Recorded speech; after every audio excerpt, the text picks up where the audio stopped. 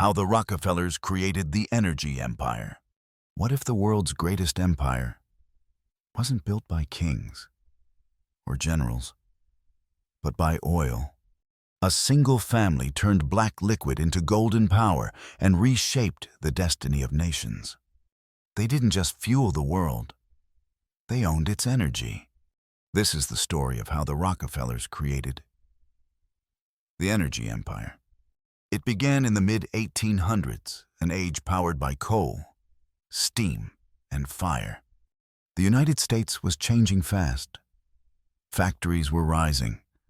Railroads were expanding across the continent. And energy became the heartbeat of progress. In the city of Cleveland, a quiet, disciplined young man watched the chaos unfold.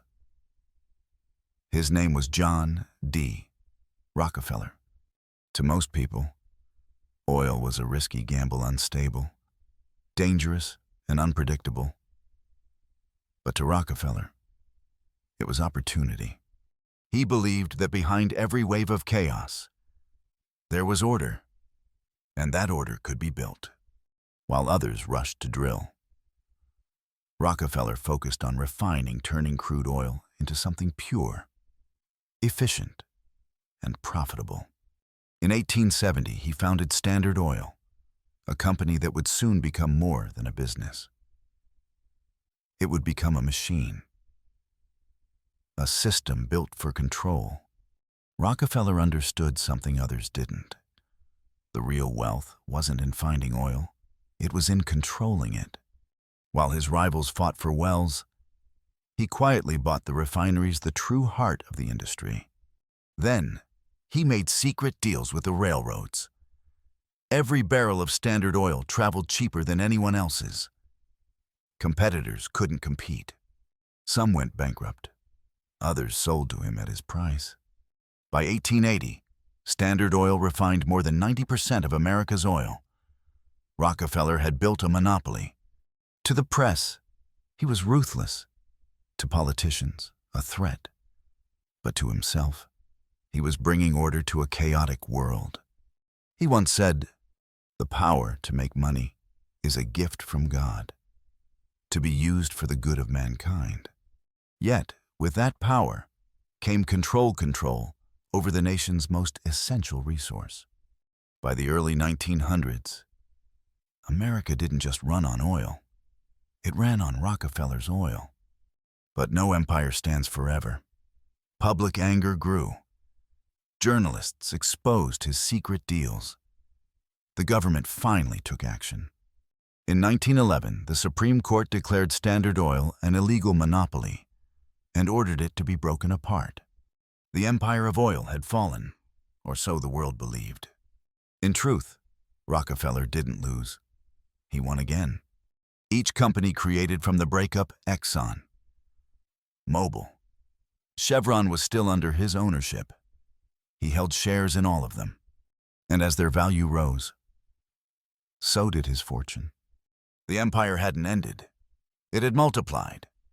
By the 1920s, Rockefeller became the world's first billionaire, a man richer than kings. But he had discovered something even more powerful than oil. He had discovered finance. Through Chase Manhattan Bank, he extended his reach into governments, trade, and global markets.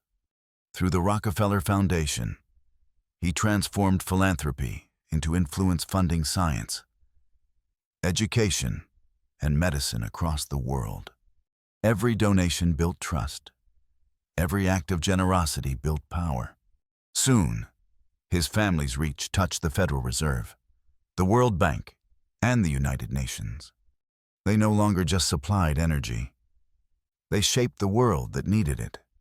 Control energy, and you control nations. Control finance, and you control the world. The blueprint for modern power had been written, and it bore the Rockefeller name.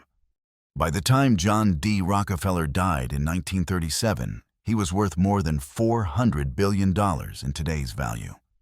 But his true legacy wasn't wealth. It was structure.